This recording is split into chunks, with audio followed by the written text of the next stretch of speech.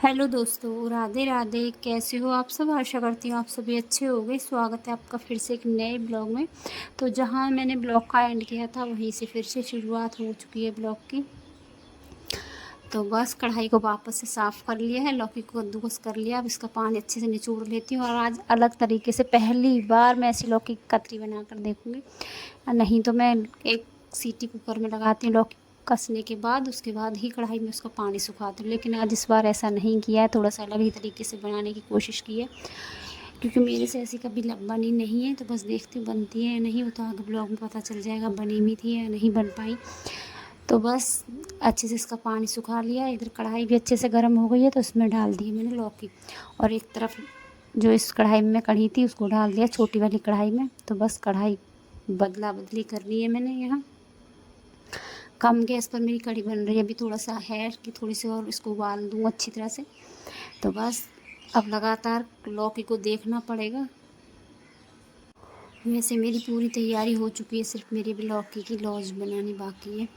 तो बस इसको लगातार चलाती जा रही। थोड़ा गैस को कम कर लिया, हल्की सी लगने लगी है लौकी। तो जब तक जलाऊंगी जब तक इसका पानी बिल्कुल ना जल जाए। तो यहाँ पानी जल रहा है, इधर मैं फटाफट फटाफट इसको निचोड़ कर डालती जा रही हूँ। और एक तरफ बर्तनों का भी धीरे धीरे ढेर हो गया। कुछ बर्तन लगने के लिए रखे और कुछ मुझे लगाने अलमारी में।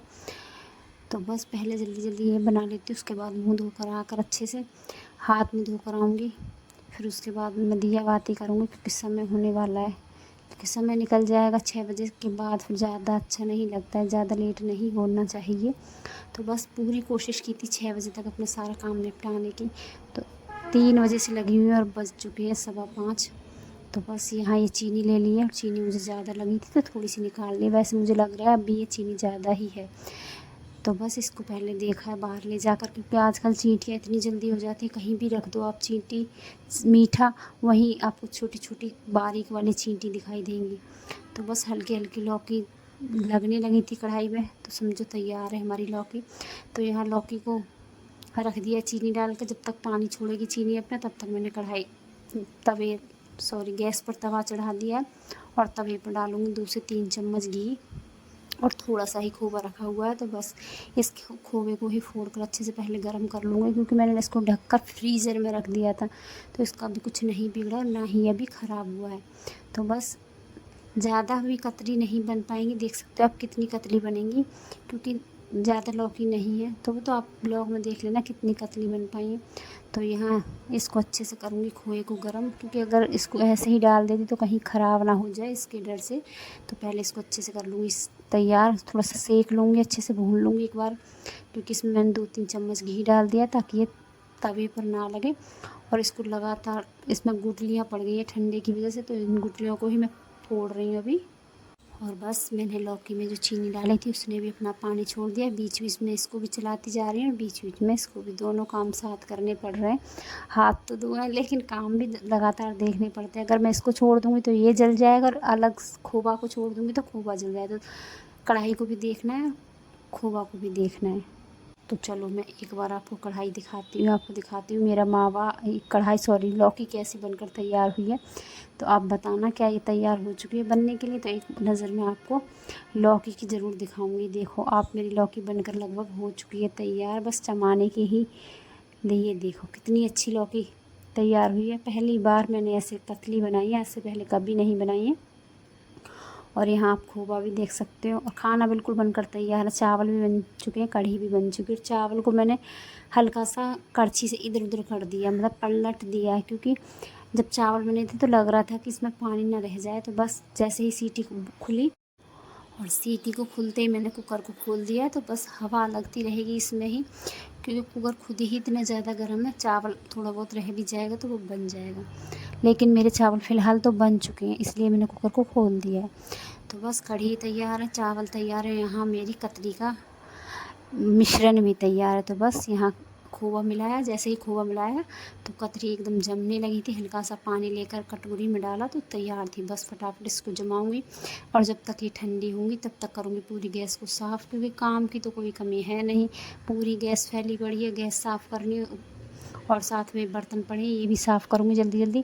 तो जब तक ये ठंडी होंगी तब तक ये वाले काम भी कर लेती हूँ, क्योंकि 5-10 मिनट तो लग ही जाएंगे इनको ठंडा होने में। पहले इनको जमा दूँगी, पंखा कर दूँगी थोड़ा तेज़, तो बस तेज़ पंखे के नीचे ही मैं इनको रख दूँगी, हवा के नीचे। तो बस ये बन चुकी है और इतनी अच्छे से जम गई है कि कड़छी में मतलब थाली में पलटते पलटते भी जम रही थी, इतनी अच्छी बनकर तैयार हुई है मेरी कतली। तो इनको काटने में भी समय जब तक मैंने और इनका जब तक काटने का समय आया तब तक मैंने गैस भी अच्छे से लगा।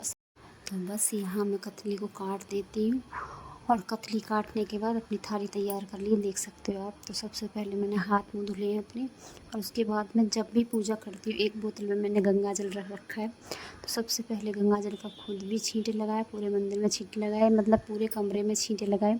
तो लड्डू गोपाल को नहलाया नहीं है इस समय, बस छींटे ही लगाए हैं मैंने गंगा जल के। उसके बाद धूप दीप किया और अपने कान्हा की है छठी पूजन, न्यौछावर की है। जितनी आपसे हो सके वो आपकी श्रद्धा भाव है, जितनी आप से हो सके उतनी आप श्रद्धा भाव से न्यौछावर करें कान्हा की। और यहाँ मेरे लड्डू गोपाल देख सकते हैं कितने सुंदर लग रहे हैं। नहला धुला कर मैंने सुबह ही तैयार कर दिए थे। और बस मुझे याद नहीं रहा आपको बताने का, जब तक कि कतली ठंडी हुई तब तक मैंने कान्हा के लिए हलवा भी बना दिया था, क्योंकि भोग में छठी पर हलवा भी बनता है।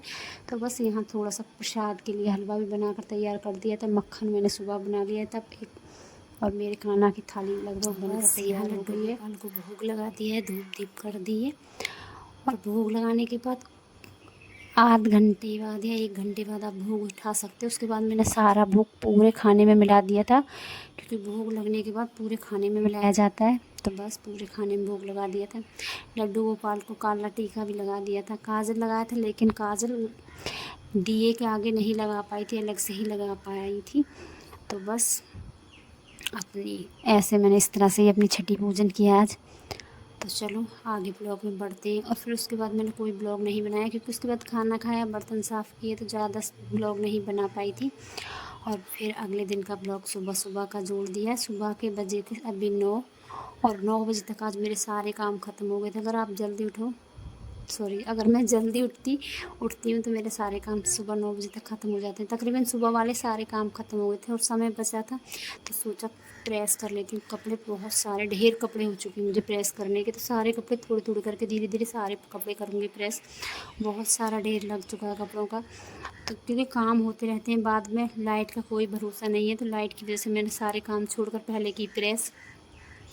उसके बाद जो काम रह गए थे उसके बाद फिर शुरू किए। तो बस ये कान्हा की छठी पूजने के बाद यहाँ की चौकी हटानी थी। तो बस जो काम इधर उधर फैला पड़ा था, सामान तो देखो फैलता ही है, चाहे हम कितने भी मतलब कितना भी इंतज़ाम करें, कितना भी कुछ समेट के रखें, फिर भी सामान थोड़ा बहुत फैल ही जाता है। तो बस जो सामान फैला हुआ उसको समेट लेती हूँ, जो सामान इधर से उधर हो गया वो उसको भी अच्छी तरह सेट कर लेती हूँ। और चौकी को मैंने हटा दिया। सिंहासन कान्हा का बेड तो सिंहासन है, ये डबल काम करता है, बेड भी और सिंहासन भी दोनों ही काम करता है। तो बस इसको मैं कृष्ण जन्माष्टमी पर ही लेकर आई थी पिछले साल, तो इसको मैं कान्हा के जन्मदिन पर ही निकालती हूँ। बाकी कान्हा के पास 2 से 3 आसन छोटे छोटे हैं, सिंहासन सॉरी, कान्हा के पास 2 से 3 सिंहासन हैं, तो उन पर ही उनको बिठाती हूँ। तो इस नए सिंहासन को वापस से रख दूँगी, क्योंकि मंदिर भी छोटा है, इतनी जगह भी मंदिर में नहीं है कि इतना बड़ा सिंहासन आ सके। तो बस छोटा सिंहासन अच्छे से मंदिर में आ जाता है। तो इस सिंहासन को वापस से रख दूँगी, और जितने भी कान्हा के नए कपड़े हैं सब मैं पानी निकालूँगी, और जितना भी उनको सामान रखा है उसको सबको वापस से अपनी अपनी जगह सेट कर दूँगी।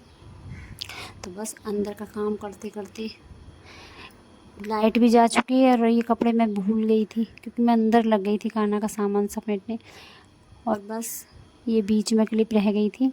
तो बस सारे प्रेस वाले कपड़े रखे, जितने भी कपड़े अलमारी में लगाने थे वो लगाए, और वापस से एक बार लगा दूँगी पूरे घर में झाड़ू, क्योंकि सुबह जल्दी झाड़ू लग जाती है, तो थोड़ा बहुत इधर उधर झाड़ झूड़ना साफ़ सफाई इधर उधर रखते हैं तो बस हो ही जाता है। तो चलो फटाफट एक बार पूरे घर में साफ़ करके लगा देती हूँ झाड़ू, क्योंकि कुछ काम ऐसे होते हैं जो पेंडिंग में पड़े ही रहते हैं कई दिन हो गए लगातार। आपने भी देखा होगा शायद ब्लॉग में, ये पर्दे की पिन निकल गई है, इधर उधर ये जो ऊपर सामान रखा है ये भी फैल गया था। तो बस सारा सामान अच्छे से सेट करके पिन सेट करूँगी, क्योंकि हम सोचते हैं आज नहीं कल करेंगे, कल नहीं, फिर टाइम नहीं मिल पाता है। तो टाइम की कमी के वजह से कुछ काम ऐसे होते हैं जो नहीं हो पाते हैं।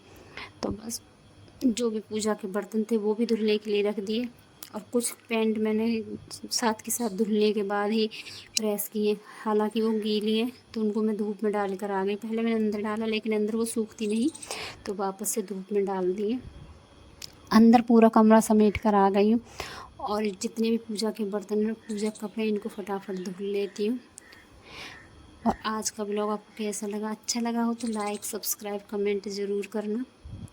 और यहाँ कुछ बर्तन क्या, बस ये एक आपको चीनी का डिब्बा दिखाई देगा, इसमें हमारे चीनी रखी रहती है, तो इसमें भी चींटियाँ हो गई हैं। तो पहले मैंने इसको धूप में सुखाया, चीनी तो ख़त्म हो गई थी, तो धूप में सुखा दिया है। और यहाँ इसको साफ़ करके वापस से रखूँगी और वापस चीनी इसमें ही डाल दूँगी। कई दिन हो चुके हैं, साफ़ भी नहीं हुआ है। तो बस जितने भी कपड़े थे पूजा के वो भी धुल दिए, पूजा के सारे बर्तन धुल दिए, पूरी पूजा की मेज़ अच्छे से सेट करके आ गई हूँ एकदम। तो चलो आज का ब्लॉग अब यहीं पर समाप्त।